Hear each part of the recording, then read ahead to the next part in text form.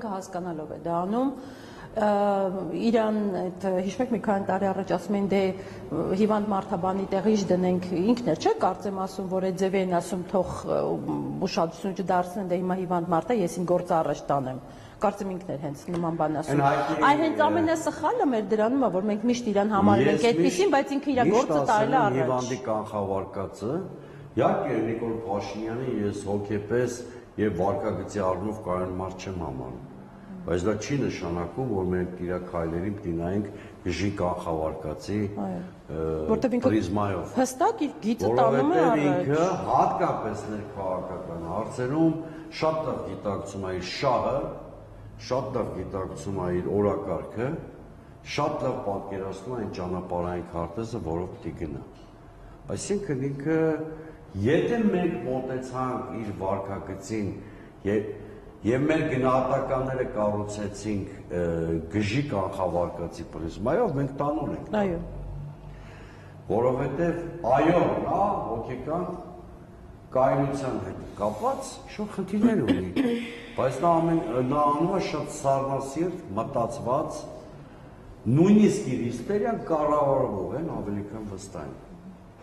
Քանի որ դուք հիշատակեցիք մեր նախկին նախագահներին, ես ուզում եմ հարցս ձևակերպել նրանցից մեկի բնորոշմամբ։ Ազգակործան պատուհասի հաջորդ քայլերը որոնք են լինելու ձեզ։ Էսկալացիայի խորացումը իմ պատկերացմամբ նա տիրապետում է տեղեկատվության, որ քիչ թե շատ ցիվիլ, քիչ թե շատ օրինական ընտրությունների պարագայում ինքը պարտություն է կրելու Եվ ինքը միտումնավոր գնում է սադրանքի երկու նպատակով կամ հրահրել քաղաքացիական բախումներ, որպեսզի իր ռեպրեսիաների ինչ-որ կերպ կարողանա լեգիտիմացնել, այ ասի բախումներ եղան, ստիպված այս բաները արեցի, այս բոլորին կալանավորեցի եւ այլն կամ այդ նպատակով կամ ծայրահեղ դեպքում նույնիսկ ընտրությունները հետաձգելու Կարող է նույնիսկ Զելենսկու օրինակը, չէ, այսինքն ռազմական դրություն մտցնի ու հավերժ մնա։ Դրա համար ես ասում եմ, ինքը հիմա տանում է արհեստական էսկալացիա գեներացնելու սադրանքի, մենք պիտի կոշտացնենք մեր մարտավարությունը, բայց չտրվենք այդ սադրանքին։ Ակնհայտ է ինքը ինչ անում։ Որովհետև ունից անում է կամ փորձում է ունից անել իր մրցակիցներին, փորձում է նրանց մղել չմտածված կոշտ քայլերի, քաղաքական, բայց չմտածված։ Մենք պիտի նույնիսկ շատ կարծր կոշտ մարտավարությունը խիստ հաշվարկված մեր պիտի լինի, բոլոր դիսկերը հաշվի առնելով։ Նիկոլ Փաշինյանին լայնածավալ ռեպրեսիաներ անելու ալիբի չպիտի տանք մենք։ Սա է նպատակը եւ ցանկությունը։ Լավ, հուսանք, որ լավ կլինի, բայց այսօր մեր հեռուստադիտողներին խնդրենք, որ օպերատիվ